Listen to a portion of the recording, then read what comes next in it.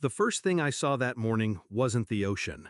It was my phone, lit up, buzzing. Missed calls stacked like dominoes. My mother, my aunt, even my sister, the bride. Strange considering 48 hours earlier she'd called me something else entirely, socially unfit, her exact words, the reason I was barred from her wedding. The laughter in her voice still burns. You wouldn't fit in with the crowd. It's better if you just don't come. I didn't fight. I didn't cry. I just booked a vacation, a quiet villa by the sea, far from the spectacle. Let her think she'd humiliated me. Because the truth, I'd already set everything in motion. I used to love my sister, truly. We were close once. Childhood secrets, late-night whispers. I defended her against bullies, helped her sneak out, even covered when she failed classes. She called me her shield. But somewhere along the way, I became her punchline. She mocked my quiet nature, my lack of flashy friends, my preference for books over crowds. At first, I thought it was harmless teasing. Then, it wasn't. Family dinners turned into stages for her jokes. I was awkward, boring, unmarriageable. And when I sent her money during her college years, she never said thank you. She just called it her sponsorship. I tolerated it, because she was my sister. Until the wedding. It was supposed to be the one day family meant something, a seat reserved for me no matter what. Instead, she called me 2 weeks before the ceremony. Voice sweet, words poisonous. You'll only drag the mood down. The crowd's too elite for you. It's best you skip it. The final knife. I hung up, sat in silence, and then I started planning. Step one was money. Weddings are expensive, and she thought she'd cornered me into helping. She asked me for a small contribution. I didn't refuse. I smiled, nodded, and offered more than she expected. But I didn't give her money directly. I offered to handle the bookings. Venues, catering deposits, photography advances, all in my name.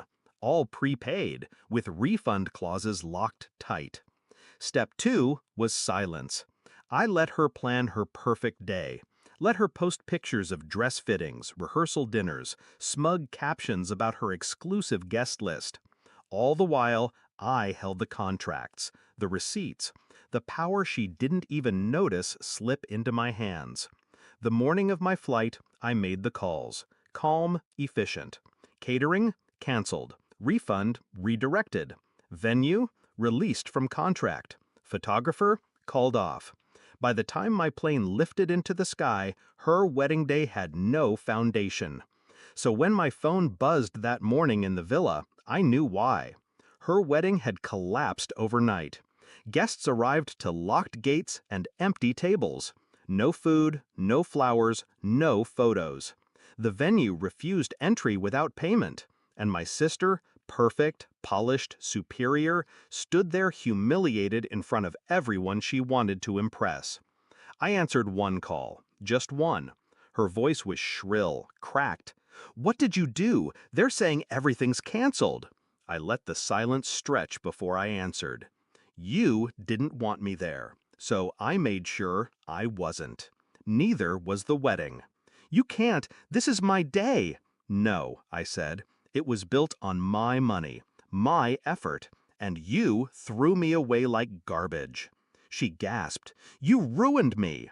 No, I whispered. You ruined yourself. I just stopped saving you. Then I hung up. For the first time in years, I felt free.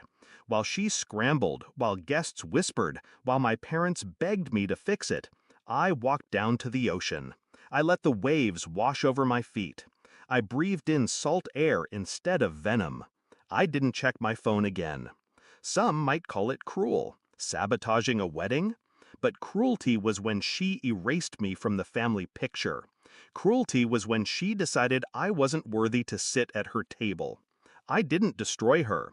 I only removed the foundation she stood on, one I had built quietly for years without thanks. Later I heard the aftermath. Guests went home in disgust. Her fiancé's family questioned everything. The marriage still happened, eventually, but small, quiet, stripped of glory. Our relationship? Dead. She won't forgive me. She calls me bitter. Let her. Because the truth is, I gave her exactly what she gave me. Exclusion. She excluded me from her wedding. I excluded her from her perfect fantasy. Now, when I look back, I don't feel guilt. I feel clarity. Family doesn't humiliate you and call it love. Family doesn't cut you out and expect your devotion. So when she called me socially unfit, she was right. I'm not fit to be part of her shallow circus. I'm fit to be free. And the morning I saw those missed calls, the buzzing like a hornet's nest, that was the sweetest sound of justice I've ever heard.